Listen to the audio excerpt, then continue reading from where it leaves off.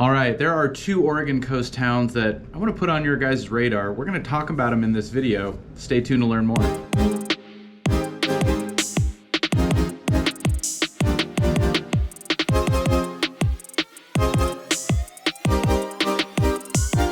Hey, what's up everybody? This is Clem with the Oregon relocation team coming to you from the Oregon coast. In this video, we're going to talk about the two towns on the Nehalem Bay, Nehalem and Wheeler. These are two towns that often get overlooked. They're really small. Honestly, I mean, there's not a ton of homes. There's not a ton of homes that check a lot of boxes for people. So it does make sense why people aren't necessarily looking in these areas for the most part. A lot of people, when they're moving to the Oregon coast, if they've visited, if they've spent time in Oregon, you know, they've probably spent a lot of time in Lincoln County and Lincoln City and Newport, maybe in Seaside, maybe in Cannon Beach, Astoria, Coos Bay, Brookings. These are, and Florence too, of course.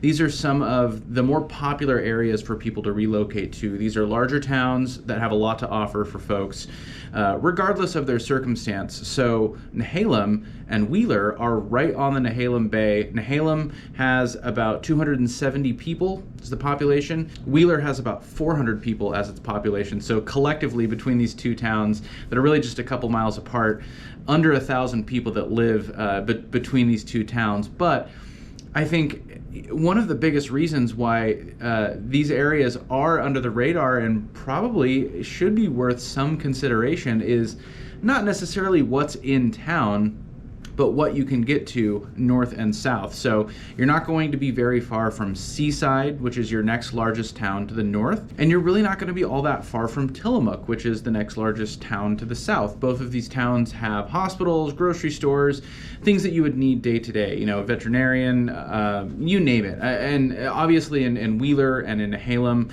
there's not going to be big box stores. There's not going to be a ton to offer in the way of amenities necessarily, or again, services, shopping, things that you would need day to day or from time to time. So I think a lot of people like the idea of moving to a smaller town, like the idea of the peace and quiet, the scenery in particular at the Oregon coast, but they don't want to be so rural where they feel like they're just completely isolated or there's nothing going on. All right, before we go any further, if this is your first time to the channel or you've been here and you haven't already and you want to get more videos like this, make sure to hit the subscribe button and tap the little bell to get notified every time we drop a new video. All right, so Nehalem and Wheeler, these are two towns that are, again, just a couple miles apart, so they're pretty interchangeable. Wheeler is on the south side of the Nehalem River.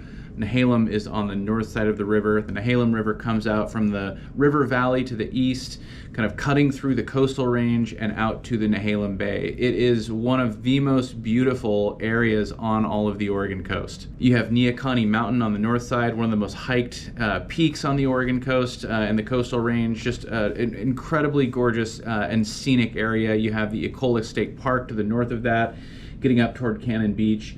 South you have Nadana Beach, Manhattan Beach, and Rockaway Beach, so a really long stretch of uninterrupted beaches, which is incredible. And then south of that you have the Tillamook Bay as well, which is a lot larger than the Nehalem Bay, also very scenic, and then of course you get into Tillamook. So there's a lot north and south that are really big attractions and you know, are areas that do attract a lot of people who are relocating to the Oregon coast. So these two towns are probably overlooked because of their size. I mean, there's no stoplights, you know, there's a few businesses, but there's really not all that much to offer necessarily in terms of in town. You know, these are two towns that would be in a category of villages, coastal villages, which you'll hear a few towns on the Oregon coast referred to as. All right, and I think I just said Ecola State Park. It's actually Oswald West, which is State Park, which is just north of Manzanita.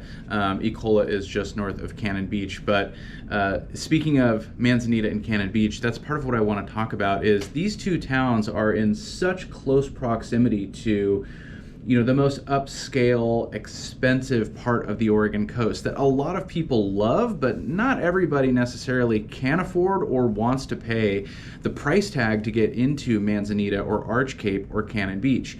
But these are two towns that are really lovely places to spend time, and these are places that for sure, if you're living on the Nehalem Bay, you can get up to very easily. I mean, you can get up to Manzanita in 15 minutes, you can get up to Cannon Beach in, I don't know, just a little over 20 minutes. So These are two incredible towns that, again, I mean, by all accounts, objectively, I mean, are very, very popular, very desirable areas to live, not just to visit, but also to live. But again, the price tag that these areas carry is, 2 or 3 times what you can get in a lot of areas on the Oregon coast, including the towns on the Nehalem Bay. So if we talk about Wheeler and Nehalem, the median sale price is far below a lot of what you get in Tillamook and Clatsop County, the two northernmost counties on the Oregon coast. And of course, Seaside and Astoria, these are larger, popular towns, draw a ton of tourism, really cool places to hang out too. Seaside is a little more polarizing. It's, the arcades and the t-shirt shops and the candy stores and things like that. It's not a place where as many people want to live necessarily, but it's a great place to go spend an afternoon. Astoria as well, a ton of culture and history in Astoria. So those are going to be right there on your doorstep too, living on the Nehalem Bay. But again, Manzanita kind of bookends the Nehalem Bay on the north side. It's not really on the bay, so we're talking about these two smaller towns where you can get a ton of bang for your buck, and they're right on the bay. But Manzanita, I mean, is right there, and then Cannon Beach, another, 8 or so miles north of Manzanita. So these towns really are just a stone's throw from Nehalem Bay. Now, if you look at the southern end of Nehalem Bay, again, you have Rockaway Beach. So really great beaches there, a little more of a laid-back seaside type town, not nearly as much of the commercial entertainment stuff as far as shopping and restaurants and things like that. There's a few restaurants. You got the Pronto Pup, of course, so you have to check that out. But really, really great beaches. And if you were living on the Nehalem Bay, you're probably going down to Rockaway Beach for your beach activities. All right, so we talked about some of the benefits, some of the great things about living on Nehalem Bay. I mean, the scenery in and of itself, it's an incredibly gorgeous area. You get a lot of bang for your buck, again, compared to especially what's around you. And that's also a great part of living on Nehalem Bay is these awesome towns and state parks that you have to the north, the great beaches and Rockaway Beach to the south. But there's obviously a reason why a lot of people aren't necessarily gravitating toward this area as well. Something that's kind of interesting when you look at the population growth or lack thereof of these areas. The population of Nehalem today is 270. The population of Nehalem in 1950 was 270 people. And it was like 200 people in 1910 or 1920. So this isn't an area that, has been booming at all in the last 100 years. And there's probably some reasons for that. Nehalem, pretty similar trajectory. There was like 290 people in 1950. There's about 400 people today in Wheeler, rather. So, this isn't an area that is growing like crazy. There's not a ton of development. In fact, a lot of the real estate, to some degree, a little bit dilapidated, a little bit run down, and I don't say that to disparage in any way, but it doesn't take too long of driving around some of these towns that you see. There's a lot of homes in this area that have taken a beating from that Oregon coast weather that just haven't quite been maintained necessarily, where it's kind of been let go to some degree. So these are towns where there's not a ton of tourism coming in. There's not a ton of attraction as far as, the restaurants and shopping and a lot of the things that you find in some of the more touristy towns. It's a little bit grittier in that way. But I think if that's something that you can look past, I mean, it's not a place that's going to be unsafe or anything like that. These are just very small, small town, rural type communities that have by and large been the same for the past several decades. Now you're on the northern Oregon coast here, so you're in Tillamook County, very accessible to Portland. So if you want to get to the airport, if you want to get to the city from time to time, as accessible as any on the Oregon coast, or rather on the northern Oregon coast, getting to and from Portland or into the metro area. So one thing I would say though is there's a highway that goes directly into Wheeler and Nehalem. It's Highway 53. It comes from the south of Highway 26. Highway 26 connects Portland and Seaside. So that's kind of that main corridor that people get out to go to Seaside from Portland or to go to Astoria even. So you can take Highway 53 from Highway 26. I think it's only about a 20-mile stretch or something like that. It is the worst highway in Oregon. I haven't been on every highway in Oregon, but I can say that definitively. There is not a longer than 100 feet or foot stretch of road that is straight on. It is as windy as they come. And I mean, just driving alone is difficult. If you get car sick, this is not a highway that you want to drive on. So all jokes aside, it's the most direct route, and it's probably not the end of the world if you are taking Highway 53 from time to time.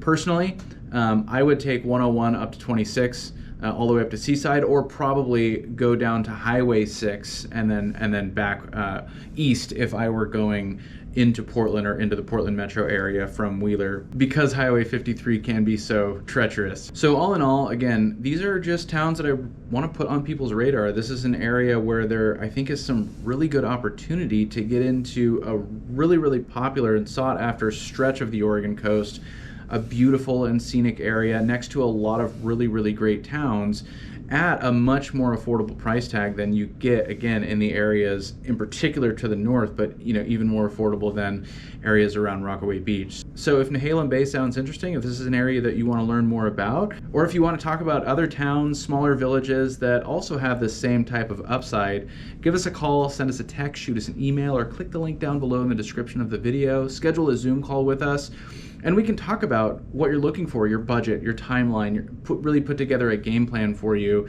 And if this video is helpful, make sure to hit the like button. That helps us out a lot. If you want to get more videos like this, make sure to hit the subscribe button and tap the little bell to get notified every time we drop a new video. As always, really appreciate you watching, and until next time, we'll talk to you later.